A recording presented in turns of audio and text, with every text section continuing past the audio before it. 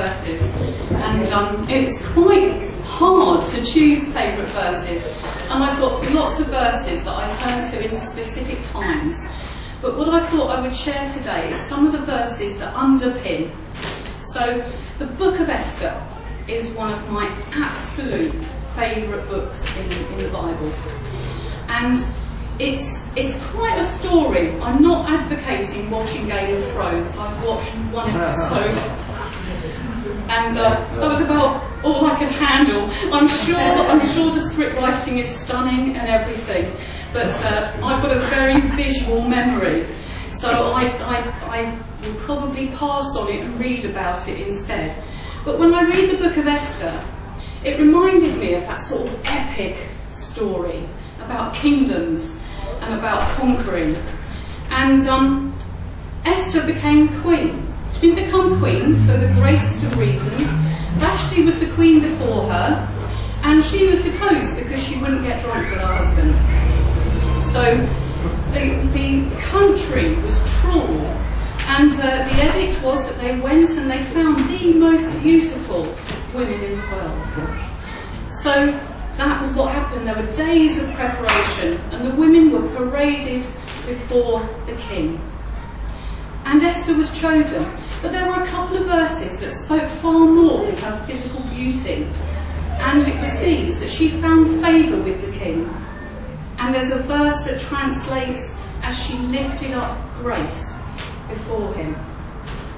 But the verse that speaks to me, and has throughout my life, is this.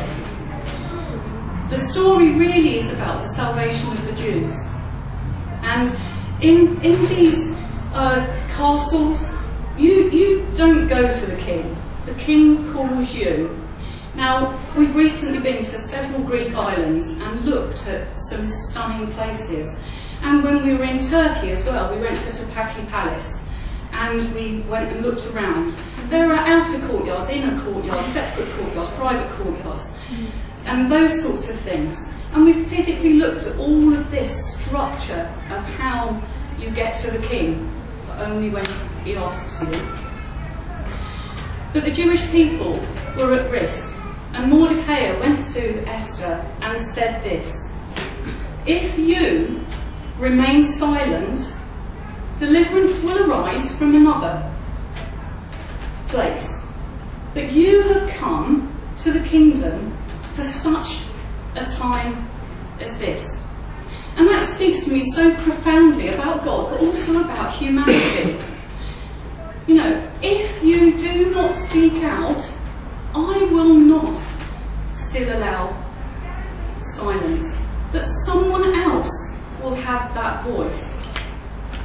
But you have been brought to the kingdom for such a time as this. Now, I read lots of autobiographies. I love them. I love reading inspiring people story. And they haven't always seen that in themselves. But they have either followed or pursued what they believe in. You know, we've just had the Olympics. Usain Bolt, Mo Farah, stunning Olympians. And that was graft. It also took belief, didn't it? And it took courage. But also people who have spoken out. And I think sometimes we can not see what's around us. Put my hand up to that myself. But we can also not know what to do about it. And for me, the challenge in life is that not being extraordinary. So I want this extraordinary verse to become normal. That's our normal day-to-day life. And so I'm going to give you some examples of where I think I've had some defining moments. Not to say, look at what I've done, because actually I think it is normal. This is what we should do on my thoughts, what our normal life should embrace. So, I've lived in lots of different places, and I've lived in London several times. And I think we have a visitor from London today, don't we? Very nice to see you. And I used to take my children to school, and we used to go to a local newsagent. I'm someone who will ask people's names. I like to get to know people. So I got to know Mr. Sharp. And he had a top shelf, but it was quite visible. You could see what was on the top shelf. So one day I picked something off at the top shelf and read it right in front of him. And he said to me, "What are you doing?" I'm like, "I'm just reading." And we had a little chat. And you know what, I'm not naive. Do I think he probably still sold them? Probably did. But you couldn't see him anymore. And I hope he also thought about it. And I did that gently, because it's about not condemning. We used to also go and play in a local park. And at night, it used to be frequented by adults as opposed to children. And in the morning, there'd be broken glass, there would be evidence of drug use and things like that. So I wrote to the council and I said, "I am sure that you are doing something about this.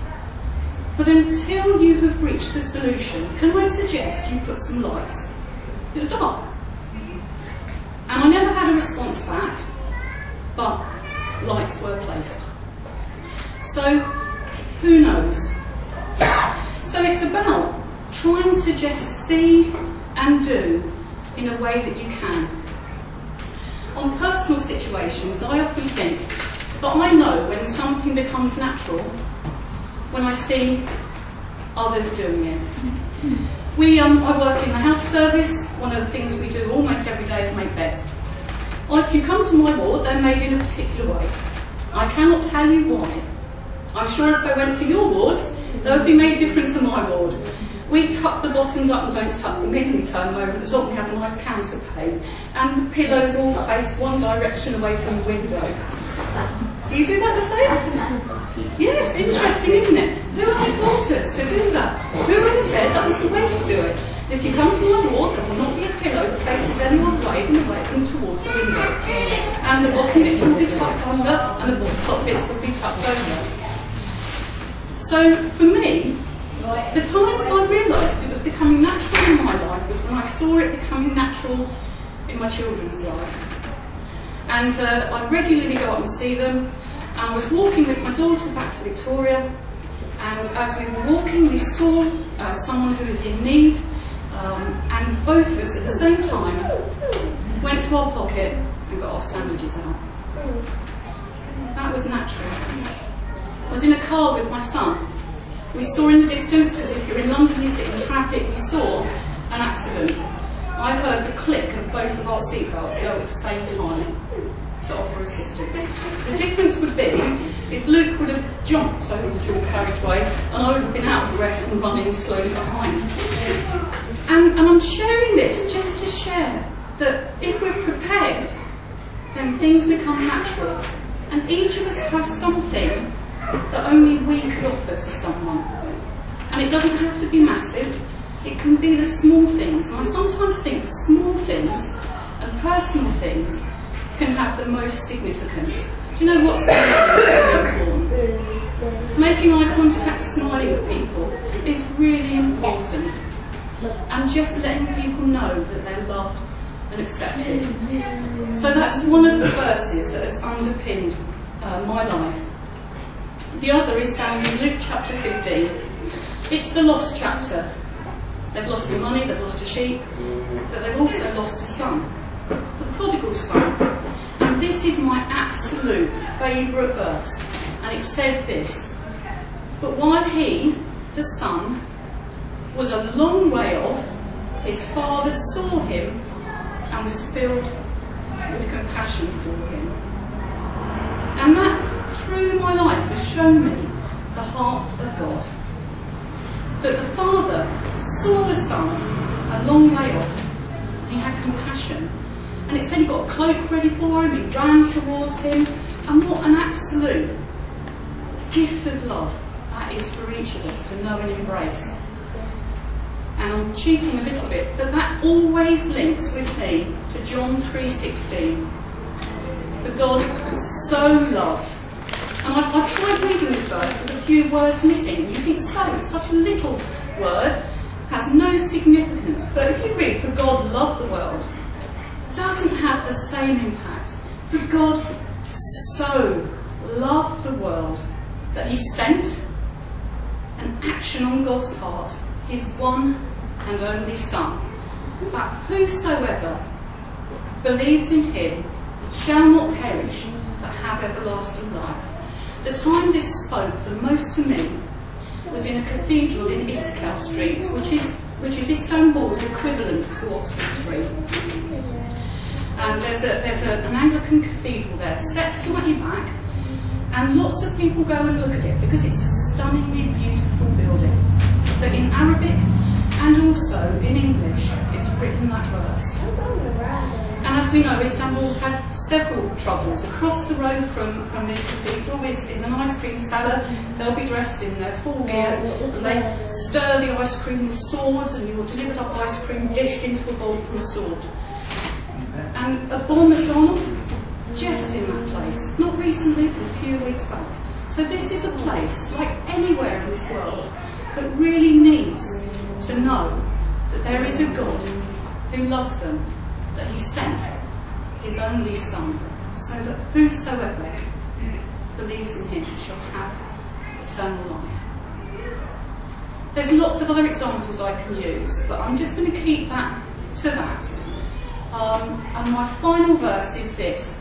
Not great at this, but it is this. Be still and know that I am God.